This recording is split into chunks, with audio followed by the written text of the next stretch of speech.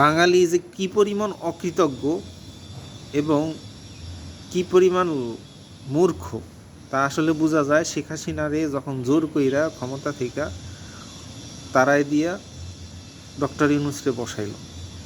আসলে ডক্টর ইউনূস আর ইউনূসের যে মিডিয়া বা দালালরা সবসময় বলে যে শেখ হাসিনা গুম খুনের জননী, বিভিন্ন ধরনের রাজনৈতিক প্রতিপক্ষরে সে গুম করছে, এমনকি আন্দোলনের সময় নাকি 1400-র বেশি মানুষ মারছে।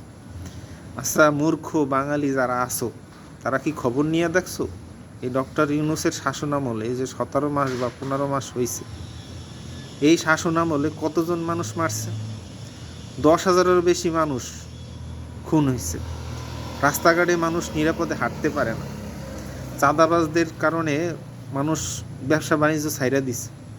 বিভিন্ন ধরনের শিল্প প্রতিষ্ঠান বন্ধ হয়ে গেছে।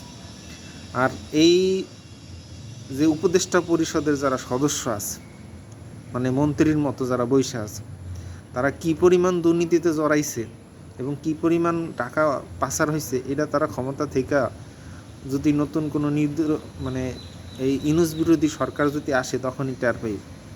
বাংলাদেশের অন্ততপক্ষে যে অর্থনৈতিক এবং আইন শৃঙ্খলার যে ক্ষতি হয়েছে, এই ক্ষতি আগামী 200 বছরও পূরণ করা সম্ভব না। ডক্টর ইউনূসরে আসলে সবাই ভালো মনে করে। তিনি নিজের স্বার্থ হাসিল কইরা এই দেশ ছাইরা নিরাপদে চলে যাইবে। এমনকি দেখবেন তার যে ব্যাংক, গ্রামীণ ব্যাংক, তাও একসময় বন্ধ করে দিয়ে দেবে, বিক্রি করে দেবে। এই হয়েছে ডক্টর ইউনূসের শেষ প্ল্যান।